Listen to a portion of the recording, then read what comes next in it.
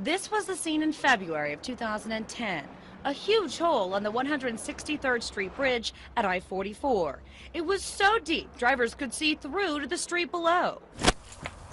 Earlier that morning, Tina Matthews was headed off to work, driving over the 163rd Street Bridge like she always does. You're going, at what, 45, 50 miles an hour, and you hit a big chug hole, and all of a sudden your car just starts shaking, and you feel like you're going to lose control. Tina did, and ended up with a flat tire. It was like really scary. She's grateful that's all that happened, considering it was one of just 3 area bridges where holes were discovered in just over a year's time. It's something that is going to happen. As part of our 2 News investigation, we poured through page after page of the bridges on ODOT's list to repair.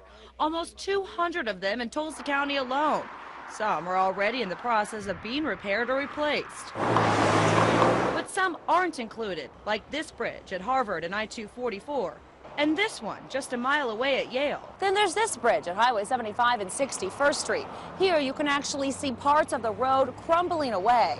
It's just one of the structurally deficient bridges that you may be driving on every day. We're looking at trying to address that issue. Trying, but when you look at the numbers, the task seems daunting.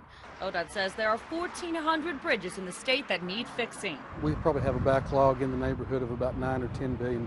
That's a backlog larger than the entire state budget. With so many on the list, how does the state choose which ones to fix? A lot of factors come into play, like the amount of traffic, the bridge's age and condition, along with accident history. ODOT says the main reason the state's so far behind is that for 2 decades, its funding never increased. A decade ago or so, our highways were much more political. A senator needed a road here. If they happen to be in charge of transportation or appropriations, it's amazing that road got there. That didn't even mean that the road was justified by the public. Then 6 years ago, the legislature started increasing transportation funding, and it's helping. The number of bridges on the list of needing repair dropped by 200. Stimulus money also helped fund 76 bridge rehabilitations or replacements.